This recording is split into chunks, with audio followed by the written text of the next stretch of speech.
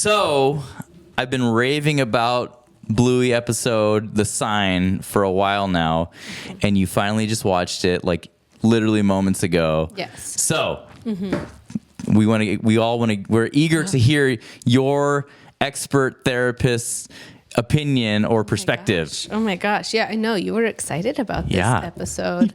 First of all, Bluey is such a cute show.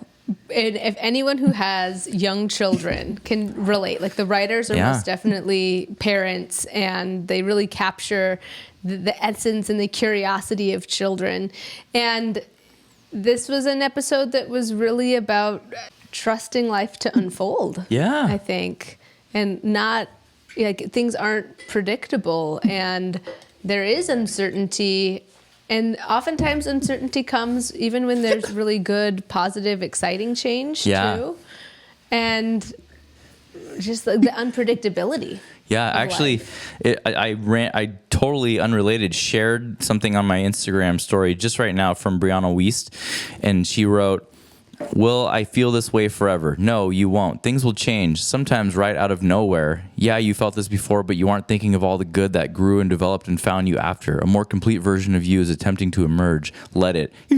And so, but I love that the perspective, of the Sign episode was the recurring thing they kept repeating was, "We'll see." Like, we'll see how this plays out. And then, like, they kind of created, like, these little miracles and stuff, like these almost synchronicities. Good luck, bad luck, right? Yeah, in the way that episode played out, like the lucky coin and how it, like, changed everything. But, yeah, it's because, like, for me, and we talked about this in the Inside Out review, anxiety is either trying to ruminate in the past or predict the future. And we are not psychic. We don't have the ability to predict the future. So it's way more peace to just kind of hope for the best and just be like, well, we'll see how this plays out. Yeah. I think that there could be some elements of, like, trusting your intuition at times too in the movie. Because I think sometimes intuition is often about, like, just trusting in the flow of things and not knowing, or giving yourself some space to just get familiar with how you're feeling. When I think about what was the name of the aunt? Frisky. Aunt Frisky, you say? Right. Yeah. It's like, she might have been feeling some complicated feelings, and she needed some time to just kind of, like, have communion with them and reconnect.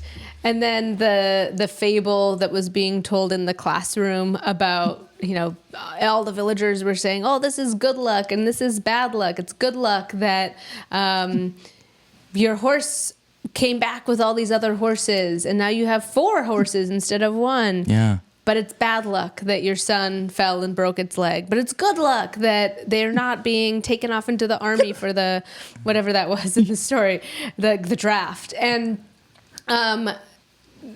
we so frequently want to add a label or define the things that are happening in our life. Yeah.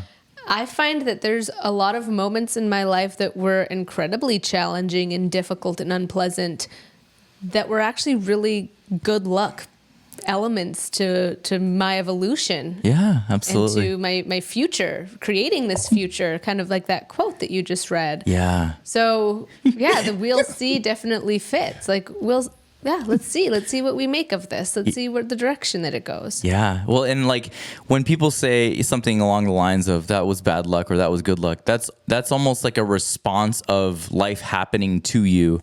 But then the place of being like, "No, well, we'll see," is kind of acknowledging, no, life will still happen, but I'm gonna stay committed to, like, my goals or the agreement that I have with myself. Right.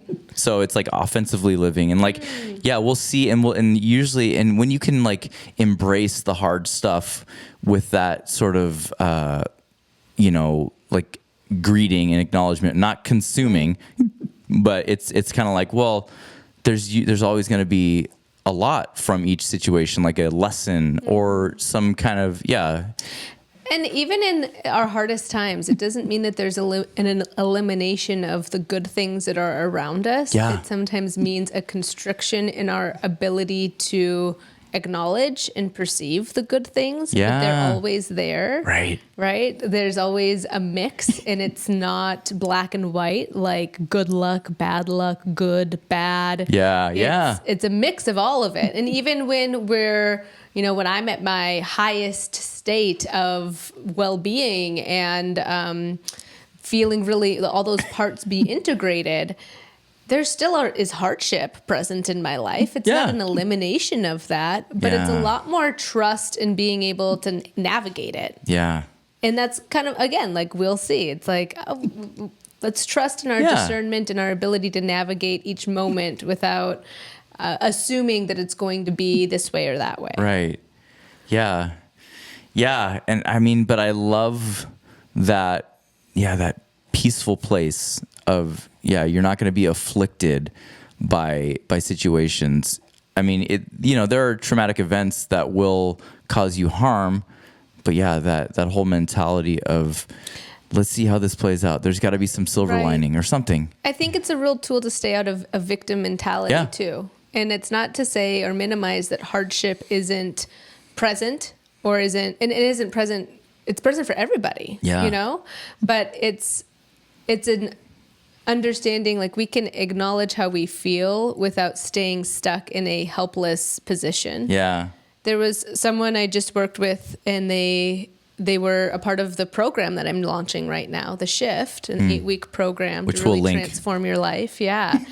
And they reflected on how they would go on this walk and it just felt like a trudge every morning. Like I'm doing this for myself, but it's not satisfying. I'm not enjoying it. I'm just getting through it. And it really was a reflection of a state of depression that they were in. Yeah.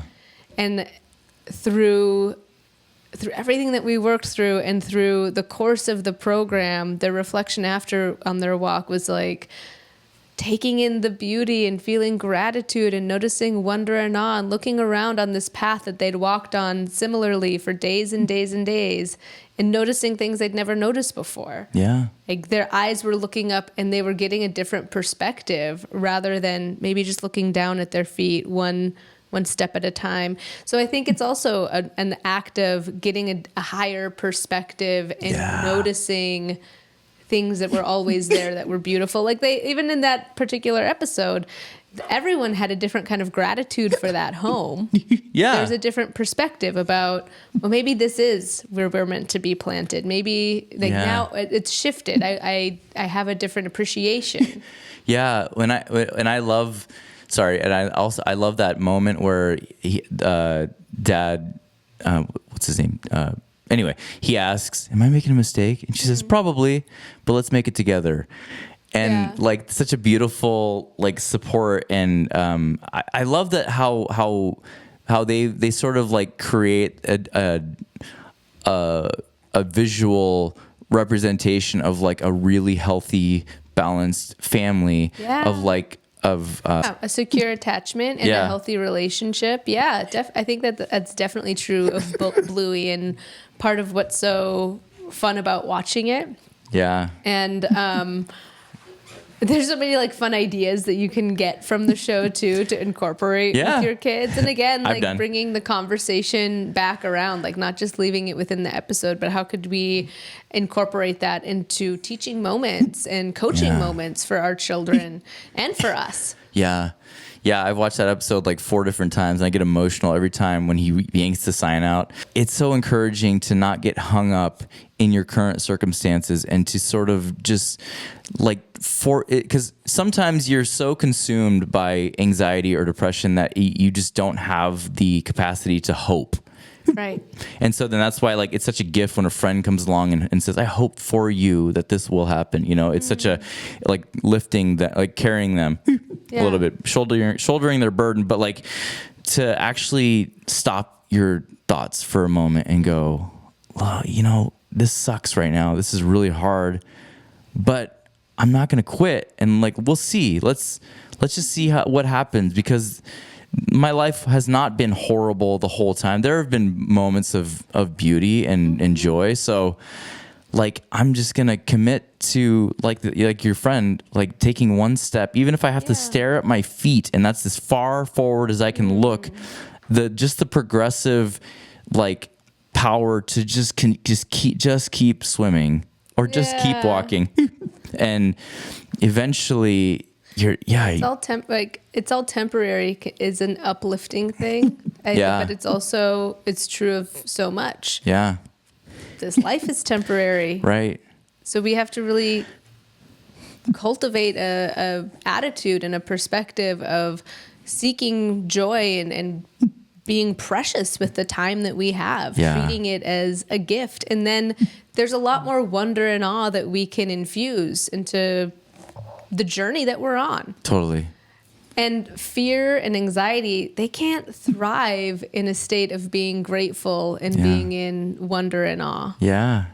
And curiosity. And being curious. Because we'll see is definitely a statement of curiosity. Right. Yeah. Yeah. Right. And of courage in these moments of this particular episode. Yeah. And like rebellion almost like, no, it's not bad luck or good luck. We're going to see. I'm not going to like conform to the thoughts that everybody else usually has in these circumstances.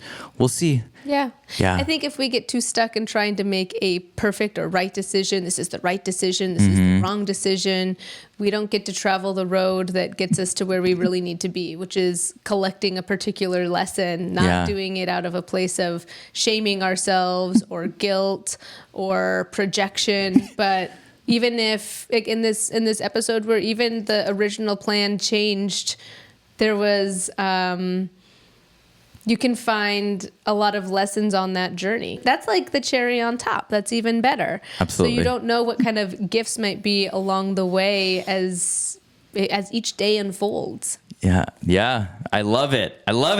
This is such a great conversation, and go watch that episode because if you haven't already seen it, or tell us if you guys have seen it and what your thoughts were, and if or hot take, Bluey, you love it or hate it. No, but if you hate it, then that is honestly a red flag character flaw, because that show is perfect. It's for kids and adults. If anyone, do you have any messages for people who hate Bluey? I mean, I really got nothing to say. I got nothing to say because you're not going to listen. You're not going to be receptive to like some nice lesson. I really can't imagine somebody hating it because it's just such a sweet. So cute. Yeah, and then like I have daughters, and so like it's so accurate with how like you were a little girl once. It's so accurate with like just like the giggles of the girls and stuff. It's so sweet. I know. You know, when we're watching it, we're always like, "Oh, that's totally something Priya would say or do." It's very fun. Or like Zach. Like that, Zach has bandit energy. Yeah, that's right. Playful, very playful. That's awesome. Yeah. Well, thank you so much for joining us as we recap this Bluey episode. And we're just kind of like trying new things that inspire us. And so us as parents, this hits close to home. It's something we're already watching, and here it is. And just as a reminder, this was episode 3 or season 3, episode 49. 39. I don't know which one. It was called The Sign. Oh, yeah. It's They'll called find The it Sign. on Disney Plus. Yeah. And if you are interested in more information about The Shift, my new 8-week program to transform your life, please check out the link in the description and in the YouTube description as well of our channel. Like, subscribe, share. You can schedule a free 30-minute discovery call with me to figure out if this is the plan for you. It could really help level up your ability to evolve, experience more joy, more passion, and more excitement in your life. Yeah. And tell us if there's any things that you want us to review. Oh, yeah, please do. Bluey episodes are welcome. Yeah. Enjoy the rest of your day, and we will see you in the next one. Bye-bye.